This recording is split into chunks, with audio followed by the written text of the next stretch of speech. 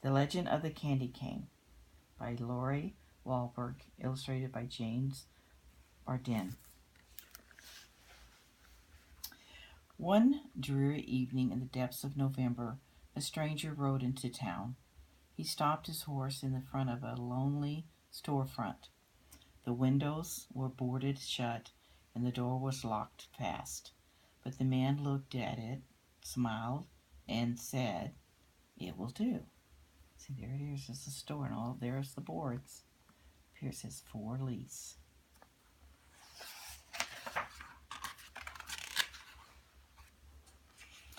All through the gray short days and the long dark nights of November, the man worked. The townspeople could hear the faint pam pam pam and his hammer and the snish snish snish of his saw. They could smell the sweet, clean scent of new lumber and the deep, oily smell of new paint. But no one knew who the man was or what he was doing. So there he is inside, using the saw, building, or peeking in, wondering who he is and what is he doing. The mayor hoped he was a doctor to heal his illness. The young wives hoped he was a tailor to make beautiful dresses. The farmer hoped he was a trader to exchange their grain for goods. But the children had the strongest, deepest wish of all, a wish they did not tell their parents, a deep, quiet secret which then none of them said out loud. No one spoke to the man. No one asked if he needed help. They just waited and watched and wondered and wished. And there they are. They're all sitting there in another store, waiting. They waited, watched, wondered, and wished. I like those. They're all W words. One small girl watched and wondered, waited, and wished longer than she could stand. And one snowy day she knocked at the stranger's door. "Hello," she said. "My name is Lucy. Do you need some help?" The man smiled warmly and nodded. Then he opened the door and Lucy stepped inside. A long counter ran down the side of the room. Bare shelves filled the opposite walls. In the back were dozens and dozens of barrels and crates. "Could you help me unpack?" the man asked. See, there's Lucy. There's a little red bow in her hair. Lucy's heart sank at the sight of all the boxes.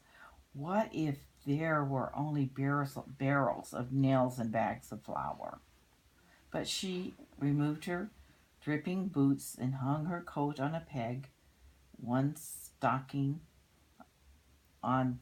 feet, she crossed the rough wooden floor and knelt beside a crate. "Please open it," the man urged.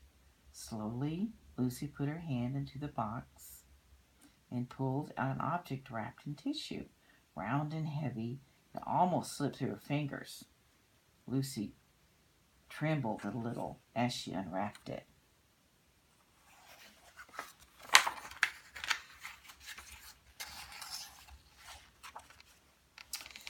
It was a glass jar. Lucy gave the man a puzzled look. "Go on," his nod said. So she unpacked another glass jar, and another, until she was completely surrounded by jars of all shapes and sizes, tall and thin, round and squat, jars with lids and jars without. Now the man said, "For something to put inside," and he pulled over a huge crate stamped with a strange word. There's all the jars she unpacked, and there's a crate. Had a long crate stamped with a strange word. And that word on the box, it says confections. As Lucy unpacked her eyes lit up. It was candy, her favorite candy, gumdrops. "Try some," the man said. So she popped one in her mouth. Now she could hardly unwrap fast enough. Peppermint sticks, taffy, lollipops, chewing gum. Wide-eyed, she looked at that man.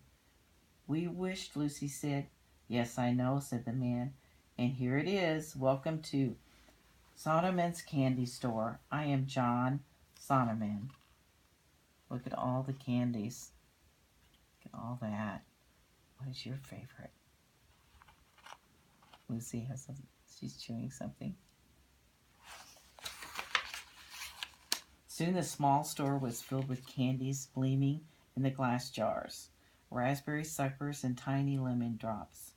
Brightly colored jawbreakers and long tangles of licorice. Pink and white peppermints for her church, and butterscotch balls for her company. Then in the very last package, in the very last crate, was a candy Lucy had never seen before.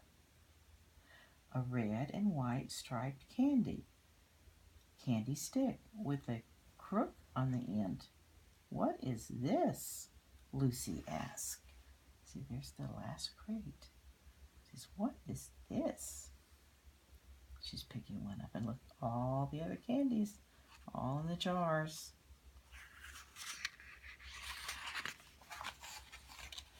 This, Mr. Solomon explained, is a candy cane.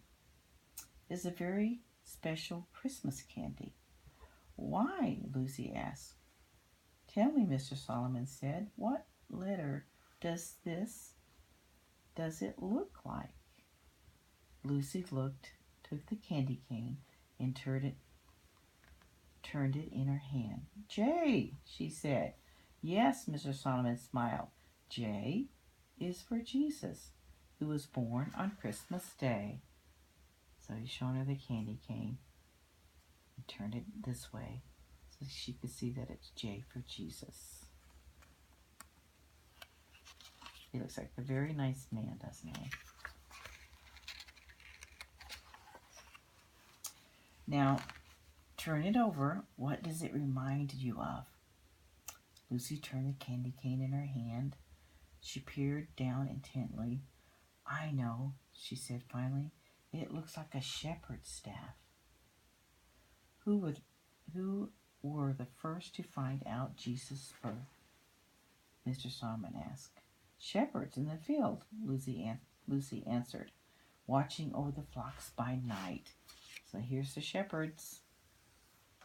And there's sheep over here, and there's the shepherd's staff right there.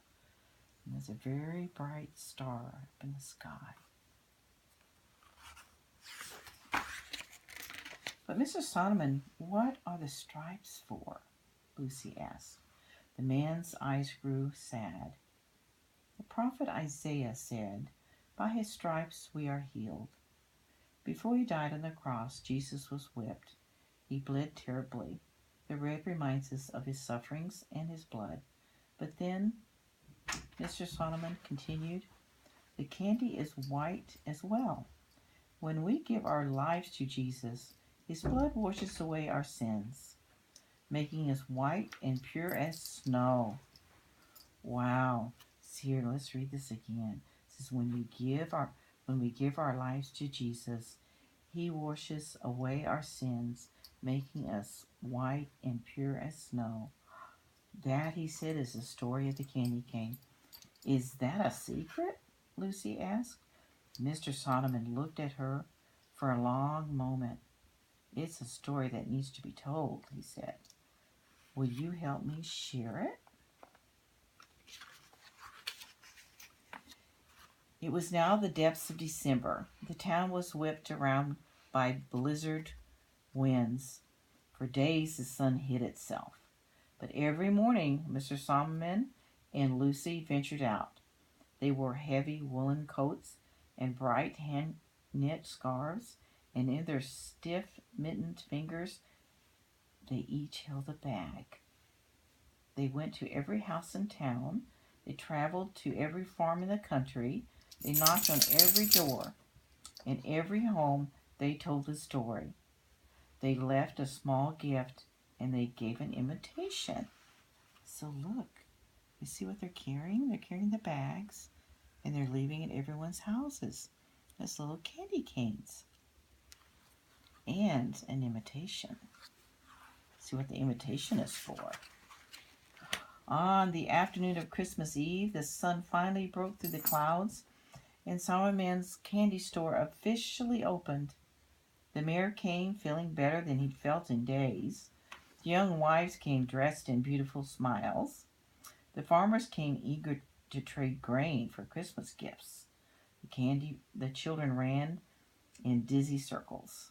Yes, their wish had come true. Yes, they had come to share the opening of the candy store. But they shared something more, something bigger, something better. See, look, he has a whole can full, a whole bucket full of candy canes right there. All the people, all happy. But I like these candied apples over here too. On that Christmas Eve, they shared the story of the candy cane. They told of the miracle of Christ's birth, the misery of his death, and the mercy of his love.